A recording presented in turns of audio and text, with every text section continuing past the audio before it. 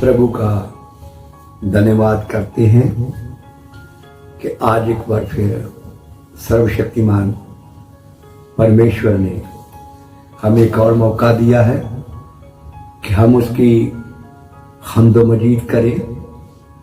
और जैसे मैंने पहले वीडियो में प्रकाशित वाक्य के बारे में आपको बताया था, और आज इसका सेकंड पार्ट जो है हम सुनेंगे। उस दिन मैंने आपको बताया था कि खुदावंद यीशु मसीह यूहन्ना से कहते हैं कि जो तूने देखा और जो हो रहा है और जो होने वाला है उसको लिख ले। और मैंने उस दिन जो वीडियो आपसे शुरुआत की थी प्रकाशित वाक्य की 7 तारों के द्वारा, लेकिन आज मैं आपको 7 कैंडलस्टिक के बारे में बताने के लिए चाहता हूं कि 7 कैंडलस्टिक, जो 7 कैंडलस्टिक है, सोने की 7 जो दीपटें हैं, और उनको क्यों परमेश्वर ने या प्रभु यीशु ने सोने की 7 दीपटें कहा। क्योंकि लिखा हुआ है कि जो सोने की 7 दीपटें तूने देखी है वो 7 कलीसिया है। प्रभु इसको कोई और नाम भी दे सकता था।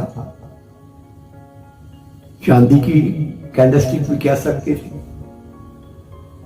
पित्तल की कैंडलस्टिक भी कह सकते थे, और भी कई प्रकार की वस्तुएं हैं। प्रभु उनका नाम भी उन कैंडलस्टिक के साथ जोड़ा जा सकता था। सोने की 7 दीपटों के साथ पित्तल की दीवट, चांदी की दीवट, और कई नाम जोड़े जा सकते थे। लेकिन प्रभु यीशु ने कहा कि जो सोने की 7 दीपटें तूने देखी है। अब जो मैं आज आपसे कहने के लिए चाहता हूं कि प्रभु उनको सोने की 7 दीपटें क्यों कह रहा था, यह समझना प्रकाशित वाक्य की किताब में से हमारे लिए बेहद जरूरी है कि प्रभु यीशु उन 7 दीपटों को सोने की क्यों दीपटें कह रहा था। क्या वो चांदी की नहीं हो सकती थी, पित्तल की नहीं हो सकती थी? ये समझना हमारे लिए बेहद अति जरूरी है। तो ये जो सोने की 7 दीपटें हैं जिनके बारे में हम पढ़ते हैं कि प्रभु उनमें से घूम रहा था, और ये सारी बातें हम जो बाइबल में देखते हैं, हम जब प्रकाशित वाक्य का 19 आयत पढ़ते हैं और 20वीं आयत, उनमें ही इनका जिक्र आता है सोने की 7 दीपटों के बारे में। और वो यीशु की जो कलीसिया है, चर्च है, उनको कहा गया। अब मेरा जो समझाने का आपको मतलब है कि इनको सोने की 7 दीपटें क्यों कहा गया, उस पर हमें गौर करना है। जब हम बाइबल को पढ़ते हैं तो बाइबल हमें सोने के बारे में बहुत सारी आयतों के बीच में उसके कई मीनिंग, कई मतलब हमें बताए गए। और मैं 3 मतलब के बारे में आपसे बातचीत करना चाहता हूं। बाइबल में सोने को जो सिंबल बनाया गया या सिग्निफाई किया गया है, वेल्थ, पावर एंड ब्यूटी। हालांकि और भी बहुत सारे वर्सेस हैं जिनके बीच में इनके अलग अलग कई और मतलब बताए गए, लेकिन ये 3 मतलों के बारे में जानना हमारे लिए बेहद जरूरी है। वेल्थ मीन धन, पावर मीन्स शक्ति, और ब्यूटी मीन सुंदरता। अब प्रभु यीशु सोने की 7 दीपटें करके हमें बाइबल में बोला गया, और मैं आपको कहना चाहता हूं कि ये सोने की क्यों है। और यदि ये गिफ्टें हैं जिसको प्रभु यीशु ने कलीसिया कहा, चर्च, तो चर्च कैसे सोने का हो सकता है? हाउ कैन बी, कैसे सोने का हो सकता है? और इस मतलब को, इस अर्थ को समझना हमारे लिए बेहद जरूरी है। अब सोना जो है वो हम अक्सर दुनिया में देखते हैं कि अमीरों के पास होता है, गरीबों के पास नहीं। और दूसरी बात, जो सोना है वो जो अमीरों के पास वो अमीरी को प्रकट करता है और रॉयल्टी को प्रकट करता है, और जिसके पास सोना है लोग उसको इसी प्रकार से मानते कि ये आदमी अमीर है, क्योंकि सोना एक कीमती वस्तु है। और यदि सोना एक कीमती वस्तु है तो इसका मतलब है कि जो चर्च है, जो कलीसिया है, वो परमेश्वर की दृष्टि में, परमेश्वर पिता की नजर में बहुत ही बहुमूल्य और कीमती है। और चर्च क्यों कीमती है? क्योंकि चर्च प्रभु यीशु मसीह के लहू के द्वारा खरीदा गया है। प्रभु यीशु मसीह ने अपना बहुमूल्य लहू देकर चर्च को खरीदा है, चर्च को खड़ा किया है, और इसलिए वो परमेश्वर की दृष्टि में, परमेश्वर की नजर में बड़ा कीमती है। और जैसे मैंने कहा कि है वेल्थ, पावर एंड ब्यूटी, सुंदरता। और जैसे मैंने कह रहा था कि सोना एक बड़ा कीमती और बहुमूल्य वस्तु है, उसी प्रकार चर्च को इसलिए सोना कहा गया क्योंकि चर्च जो परमेश्वर की दृष्टि में बहुत ही बहुमूल्य है। आज हम दुनिया में देखते हैं कि चर्च बहुत सारे हैं, चर्च बहुत सारे हैं, और ये जो 7 सोने की ड्यूटी है, अब जो 7 नंबर है वो आपको सबको पता होगा कि ये प्रभु की संपूर्णता का, परिपूर्णता का नंबर है, जिसको हम परफेक्शन कहते हैं, उसकी परफेक्शन का नंबर है। और 7 चर्च का मतलब 7 चर्च ही नहीं है। उस समय एशिया के अंदर जो 7 कलीसिया थी, उनको ये उपदेश जो दिया गया था, और उस समय वो 7 चर्चों को संबोधित कर रहे हैं। लेकिन 7 नंबर का मतलब है कि संपूर्ण। उनके आगे भी जो चर्च होंगे, जो होने वाले थे या हैं, हजारों हजार चर्च, ये उन सब के लिए संदेश है। और प्रभु का वचन यहां पर हमें बताता है कि सोने की 7 ड्यूटी। और मैं आज आपको समझाने के लिए चाहता हूं कि प्रभु ने सोने की 7 ड्यूटियों को क्यों कहा। यह समझना, ये अंडरस्टैंड करना मेरे और आपके लिए बेहद जरूरी है। अब हम जब बाइबल को पढ़ते हैं तो बाइबल 3 चीजों के बारे में, जो मैंने आपको कहा, कि बता रही है कि वेल्थ, धन को दिखाता है। इसका मतलब कि चर्च जो है वो परमेश्वर पिता का धन है। नंबर 2, चर्च जो है वो परमेश्वर पिता की पावर है। परमेश्वर पिता की पावर है चर्च। चर्च यीशु मसीह की पावर है, क्योंकि यीशु मसीह अपने चर्च के द्वारा इस संसार के अंदर बड़े बड़े मिरेकल्स, बड़े बड़े काम, लोगों की जिंदगियों को परिवर्तित करता है, लोगों को परमेश्वर की ओर आकर्षित होने के लिए मजबूर करता है। क्योंकि परमेश्वर अपनी सामर्थ्य चर्च के माध्यम से, चर्च के द्वारा संसार के अंदर बखेरता है। और इसलिए ये परमेश्वर की जो चर्च है, जो कलीसिया है, वो परमेश्वर की ताकत है, परमेश्वर पिता की शक्ति है। तीसरी बात हम देखते हैं कि सुंदरता। चर्च कैसे सोना है, कैसे सुंदर है, ये बात को समझना हमारे लिए बेहद जरूरी है। अब हम सबसे पहले सोने की बात को देखेंगे कि आप सोना कैसे बन सकते हैं। चर्च कैसे सोना है? क्या चर्च वाकई कोई सोने की वस्तु है? नहीं भाई, चर्च कोई सोने की वस्तु नहीं है। चर्च एक लोगों का झुंड है। लेकिन चर्च सोना कैसे बन सकता है? जब हम लेमेंटेशन पढ़ते हैं, विलाप गीत, जो परमेश्वर के दास सुलेमान के द्वारा लिखा गया, जब उसको पढ़ते हैं, उसका चौथा अध्याय, मैं आपके साथ उसका चौथे अध्याय को थोड़ा पढ़ूंगा।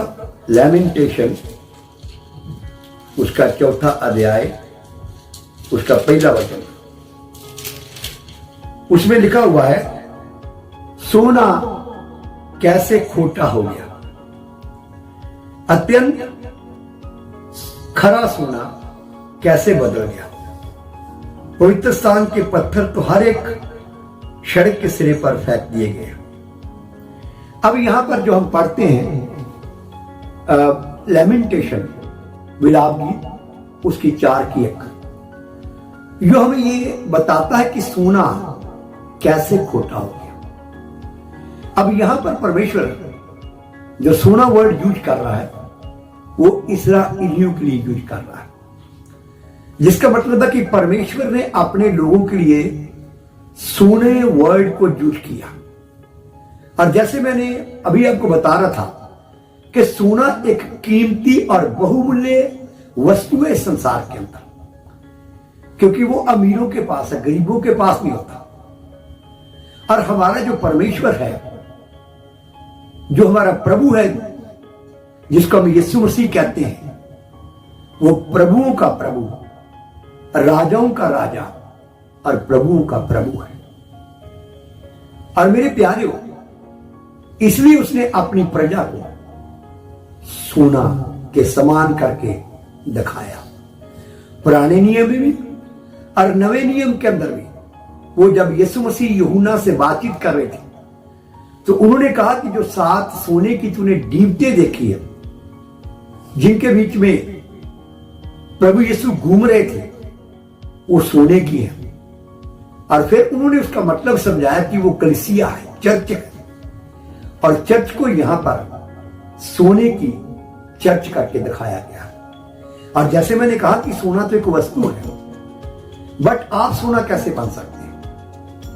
आप सोना तब बन सकते हैं जब प्रभु यीशु की आज्ञाओं को, हर एक आज्ञा जो उसने बाइबल के अंदर हमें दी है, हर एक वचन, एक भी वचन तोड़ने के द्वारा नहीं। आज बेशुमार चर्च हैं, हजारों हजार, मैं मानता हूं लाखों लाख चर्च होंगे संसार के अंदर, लेकिन कौन है जो सोना होगा? कौन है जो सोने की डीवट होगी? कौन है जो सोने की चर्च होगी? चर्चें बहुत हैं, लेकिन प्रभु यीशु मसीह उस चर्च को लेने आएगा जो सोने की होगी, जिसमें ना दाग, ना जुरी, ना किसी प्रकार का कलंक। इफिसियों की पत्री जब 5 बाब के 27 पद को पढ़ते हैं, तो लिखा हुआ कि वह अपने सामने एक ऐसी तेजस्वी कलीसिया खड़ी करे, एक ऐसी तेजस्वी कलीसिया जो उसके जलाल से ममूर हो, जो आत्मिक वरदानों से, अलौकिक शक्तियों से भरपूर हो, जो अलौकिक शक्तियों की ताकत से भरी हुई हो, जो परमेश्वर के वरदानों से भरी हुई हो। वो कलीसिया सोने की कलीसिया हो। इसीलिए प्रभु यीशु यहां कह रहे थे 7 सोने की दीवट। आप चर्च में कितना भी जाते क्यों ना हो, आप चर्च के अंदर बपतिस्मा क्यों ना लिया, अगर आप उसकी आज्ञाओं के अनुसार अपनी जिंदगी को व्यतीत नहीं करते, तो आप सोने की दीवट कभी नहीं हो सकते। आप सोना तब बन सकते हैं जब परमेश्वर के पुत्र की एक एक आज्ञा, एक एक वचन को जब हम मानते हैं, तब then you are the church of Jesus Christ. तब आप वो सोने की कैंडलस्टिक, सोने की डीवट आप बन जाते हैं। तो यदि आप चाहते हैं कि मैं सोने की डीवट बनूं, और प्रभु यीशु ने क्यों सोने का यहाँ पर जो कैंडलस्टिक को क्यों सोने की डीवट कहा, क्योंकि जो चर्च उसकी आज्ञा को मानता है, एक एक आज्ञा को मानता है, वही सोने की दीवट है। और सोना एक बहुमूल्य, एक कीमती वस्तु है। और जो चर्च है वो परमेश्वर की दृष्टि के अंदर बहुत बहुमूल्य है, क्योंकि प्रभु यीशु मसीह ने चर्च को अपने बहुमूल्य लहू से खरीदा है, बनाया है। अपना कीमती लहू देकर परमेश्वर के पुत्र का लहू बहाया गया, इसलिए उसको मेरे प्यारे सोने की कैंडलस्टिक कहा गया। और अगर आप चाहते हैं कि आप सोने की कैंडलस्टिक बने, तो आपको प्रभु यीशु की एक एक आज्ञा को मानना है। जब हम श्रेष्ठ गीत को पढ़ते हैं, उसका 6 भाग, उसकी 4थी आयत में लिखा हुआ है, मैं थोड़ा वो भी आपके साथ पढ़ना चाहता हूं। हे मेरी प्रिय, तू तिर्सा के समान सुंदरी है, तू यरूशलेम के समान रूपवान है, और तू पटाखा फहराती हुई सेना के तुल्य भयंकर है। हम यहां पर एक चीज को देखते हैं कि हे मेरी प्रिय, तू तिर्सा की नाई सुंदरी। तिर्सा में आत्मा, स्पिरिट।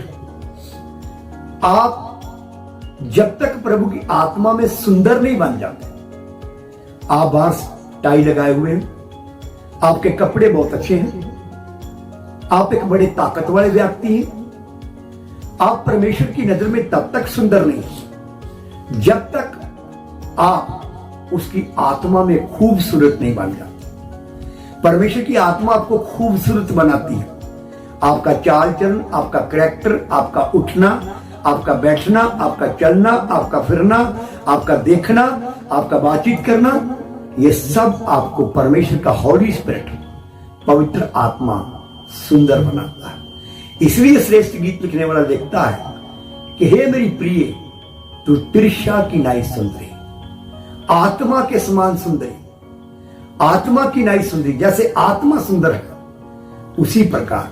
और जब तक पवित्र आत्मा का सामर्थ्य आपके जीवन में नहीं आता भरपूरी के साथ, आप प्रभु की एक सुंदर व्यक्ति नहीं बन सकते।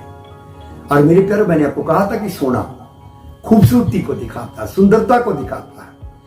और अगर आप सोने की दीवट बनना चाहते हैं, तो आप कैसे सोने की दीवट हो सकते हैं? आपको वरदानों से, अलौकिक शक्तियों से, आध्यात्मिक ताकत से भरपूर होना होगा, तब आप बनेंगे सोने की, मेरे प्यारे, कैंडलस्टिक। आपको दुखों से गुजरना होगा, कष्टों से गुजरना होगा। आज का चर्च कष्टों से, दुखों से गुजरने से बहुत पीछे है। लेकिन जो विश्वासी दुखों में, प्रभु के दास लोग कष्टों से गुजरते हैं, वही है सोने की कैंडलस्टिक। जब आपकी जिंदगी में क्लेश आते हैं, दुख आते हैं, रोमियो की पत्री में लिखा हुआ, जो प्रभु के बीच में क्लेश सहते हैं, वो प्रभु के साथ राज्य भी करेंगे। और जो चर्च, जो पास्टर, जो प्रभु का दास कष्टों के बीच में, दुखों के बीच में, आत्मा में भरपूर होते हुए गुजरता है, वही है सोने की कैंडलस्टिक।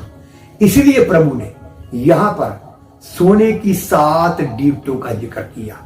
वो चांदी की भी बता सकते थे, वो पित्तल की भी बता सकते थे, वो तांबे की बता सकते थे, वो लोहे की बता सकते थे, वो रांगे की बता सकते थे। लेकिन उन्होंने कहा कि सोने की 7 दीवटें यूहन्ना जो तूने देखी हैं, वो 7 कलीसिया है। और कलीसिया कोई मेरी प्यारी वस्तु नहीं है। कलीसिया लोगों का झुंड को कहा जाता है। और लोग, जो मनुष्य है, वो मिट्टी से बना हुआ है। और मेरे प्यारों, उसके अंदर खुदावन ने अपना सांस फूंका है, उसको जीवित प्राणी बनाया है। लेकिन वो सोने की कैंडलस्टिक तब बनती है जब उसकी एक एक आज्ञा को मान लेती है, जब उसके एक एक वचन से भरपूर होकर अपनी जिंदगी को व्यतीत करती है, जब वो पवित्र आत्मा से भर जाती है, जब वो दुखों से, कष्टों से गुजरती है, तब वो बनती है सोने की कैंडलस्टिक। इसलिए मैं चाहता था कि मैं आपको यह समझाने का प्रयास करूं कि प्रभु यीशु ने सोने की 7 दीवटों का क्यों जिक्र किया। अगर प्रभु यीशु ने उसको सोने की दीवटें कहा है, तो इसका मतलब जरूरी है कि हमें यह समझना बड़ा उचित है कि सोना ही क्यों कहा। और यदि सोना कहा तो उसका मतलब क्या है? और सोना प्रभु ने अपनी प्रजा को कहा, अपनी कलीसिया को कहा।